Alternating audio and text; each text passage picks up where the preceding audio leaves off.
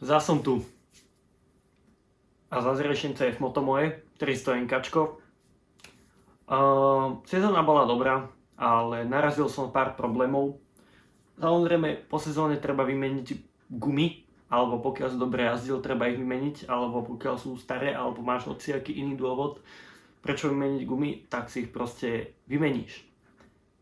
Teraz mám problém s tým, že sa mi na moje CF Moto 300 NK nedajú zohnať gumy v mojom rozmere, čo sú zapísané v technickom preukaze. To je gumy 140 na 60 s rafikom 17 palcovým, jak je štandard. Viem zohnať 150 na 60, viem zohnať 140 na 70, ale 140 na 60 neviem zohnať. Našiel som Mecelerku z Dotcon V21, to ja nebudem jazdiť, nehnevajte sa, 5-ročnú gumu. A že vraj boli Pirelky podľa všelijakých podľa všelijakých týchto fórach a podobne, ale neviem ich nikde nájsť teraz na sklade. Boh vie, či ešte budú, či ich ešte niekto donesie na tento sklad. Boh vie, aké sú staré. To je ďalšia vec. Takže automaticky som chcel si zapísať nový rozmer pneumatík do technického preukazu. Tie 150 na 60 a predná 120, spodnej 110 na 70. Ale mám problém, že neviem, jak to zapísať. Volal som do Tufsud, volal som do Decry a podľa chatu GPT je potrebná obhliadka s novou nazutou gumou alternatívneho rozmeru, ísť za týmto technikom a ten posúdi, či je pneumatika bezpečná, je tam dobré data a či niekde nevadí a podobne. Na základe toho by mi mal vystaviť certifikát a by som mal ísť na policajný dopravný obor a tam si dať vystaviť nový technický preukaz s novými alternatívnymi gumami. Teda takýto je postup, aspoň podľa toho, čo som ja pochopil. Volal som do Tufsud, volal som do Decry, volal som do rôznych STK, pýtal som sa po servisoch. Nikde mi nevedia povedať, ako to sakra zapísať do technického preukazu. Potom, prečo to chcem zapísať do toho technického preukazu? Na základe toho, že mám poistku, mám dosť dobrú poistku, chcem si ešte dať havarijnú poistku a keď sa niečo, nedaj Bože, stane a budem tam mať alternatívny rozmer týchto pneumatik, ktorý nemám zapísaný, tak mi poisťovňa nemusí uznať alebo zobrať, akože nemusí mi preplatiť tú škodovú udalosť, či už mne alebo protistrane v prípade tej havarijnej poistky, na základe toho, že som nemal schválený rozmer pneumatiky, ktorý tam podľa technického preukazu nemá byť. To znamená, že písal som s jedným dílerom CF Mota na TikToku, je to český díler,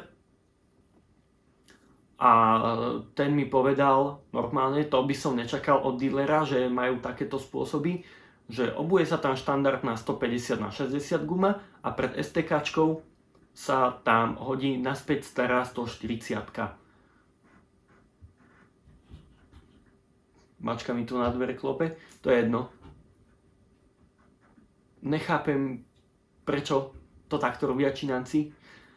Takisto volal som oficiálnemu dovozcovi a distribútorovi pre Česko a Slovensko journeyman.cz a tí mi povedali, že oni nemajú k tomuto žiadnu dokumentáciu.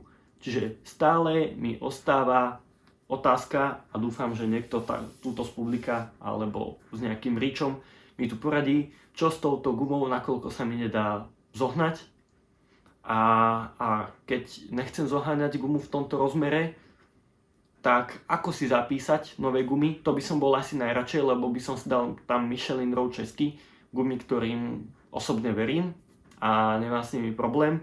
Alebo je tu ešte tretia alternatíva, kúpiť originál CST gumu od distribútora, ale nechcem dávať za čínsku CST gumu 147 eur, to je proste prepal, za to ja mám o dosť lepšiu Michelinku nechce sa mi to robiť. A nechcem to robiť žiadnymi shady cestami, že si tam hodím inú gumu, jak mám v techničáku kvôli tejto poistke, pretože ju chcem využiť. Je iné, keď si spravím Decat, tam dobre, emisiami nikoho asi neohrozím, ale keby mi zobrali motorku na inšpekciu po nejakej nehode, tak mi nemusia vyplatiť poistku.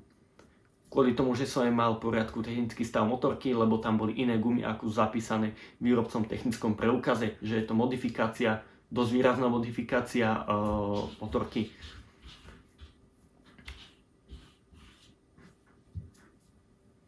Tak s týmto mám problém, toto riešim. A ešte jedna vec, keby mi vedel niekto popísať, alebo dať, alebo naceniť výmenu spojkových lamelov.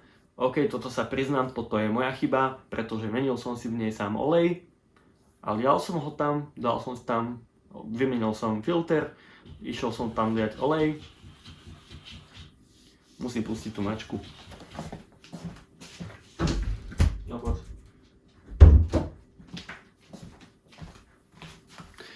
Išiel som tam dať olej, dal som tam množstvo, aké bolo zapísané, len jak si to okienko toho levelu, tá riska sa mi absolútne nehla. Tak som bol v tom, že je tam toho oleja málo, dolial som 2 deci, zvihlo sa to na nejaké minimum, ja že paráda, super, ideme jazdiť. Išiel som, spravil som tak 50 km a zrazu pridám na 4-5 a nezaberá mi spojka, len mi prešmikuje, len mi motor vyletí do otáčok, ale nezaberá to nič, strašne slabunko. 3, 4, 5, 6 mi to tuším robí, alebo robila. Odpustil som olej, dajme tomu, po nejakých kilometroch to začína menej a menej robiť, ale stále. To znamená, že som za 32 € kúpil sadu nových lamelov, celý slipper clutch, tie lamely a aj tie pliešky, čo sú pod nimi. A chcel by som si to vymeniť. Asi budú spálené od toho, jak proste sa mi to prešmikovalo. Hovorím, to je moja vec, to je moja blbosť. Tej sa priznávam, že áno, není som perfektný, dozral som to ja. OK? Či niekto možno rozoberal túto spojku, alebo jak ju zložiť, či sa tam dajú dať o niečo silnejšie pružinky, lebo mi ide strašne ľahko. A keby mi to troška viacej tlačilo do tých lamelov, akože nebolo by to na škodu, troška aj väčší cit by som mal tej spojke, nakoľko je to len slipper clutch, pohodičke, ale tak musím zhrnúť toto CF Moto, túto 300 NKčku, mal som s ňou túto sezónu aj pády a ja som to za veľmi rozumný, velice lacný peniaz som to opravil, čiže ja si nemôžem nejako sťažovať na tú motorku, je to moja prvá motorka a každý, kto nadáva na týchto Číňancov, by si mal jedného skúsiť, ale aj s očakávaním na cenu. Proste ja to nemôžem porovnávať s nejakú Hondu alebo Yamahou alebo niečím podobným, ale v svojej cenovej kategórii je to veľmi použiteľný stroj, ktorý ma nikde nenehal, ktorý prežil toho dosť, ja si myslím, dosť môjho trápenia, toček a podobne. Tuningové veci sú na to lacné, jak celé z vody, ja som to dal na celé z vody okolo 100 €.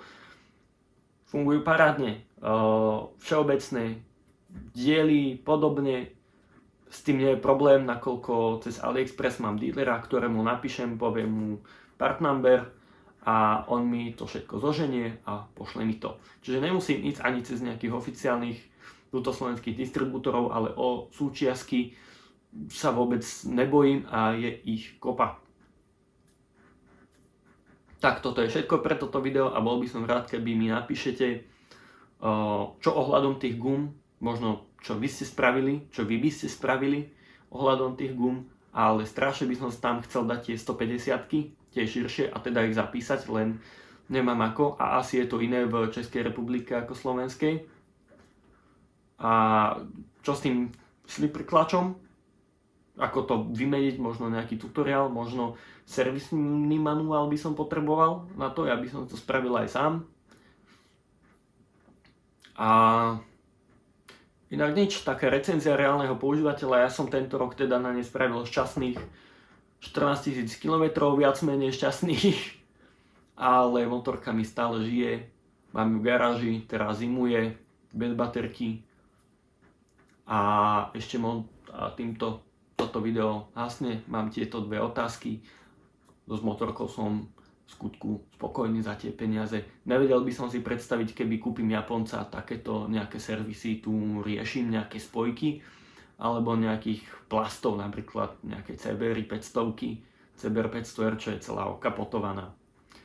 Na záver, každý, kto má 300 NK alebo 300 SR, by som vám chcel nejakým spôsobom predstaviť takú vychytávečku, nakoľko tieto motorky nemajú USB port nabíjací a nechce sa mi ho, alebo mne sa ho nechcelo nejako ťahať cez celú motorku na riaditka, ani sa mi to nehodí podľa mňa.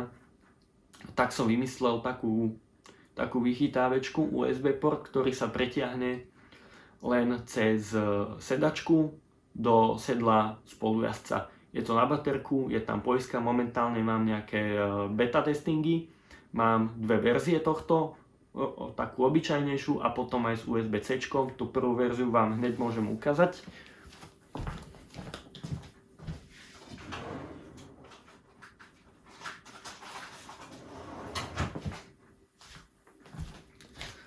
Tak, toto je ona, tuto je USB Ačkový port, je to rýchlo nabíjacie, tu je jeden vypínač.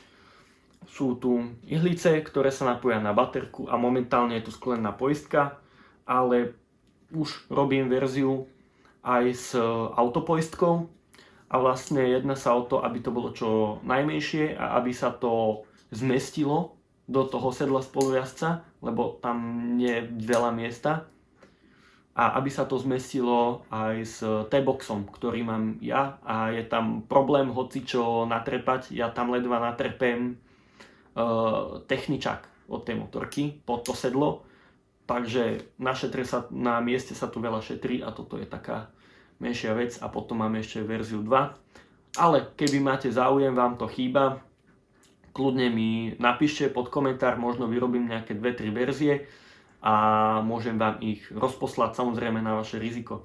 Ďalšia vec, prečo som spravil toto, a je to lepšie ťahať kábel cez celú motorku dopredu, je, že je to velice jednoduchá inštalácia a stále budete mať v prípade, že si kúpite nový ten motocykel, ten stroj, nejakú záruku. Áno, za 5 minút toto viem aj nainštalovať, aj vybrať.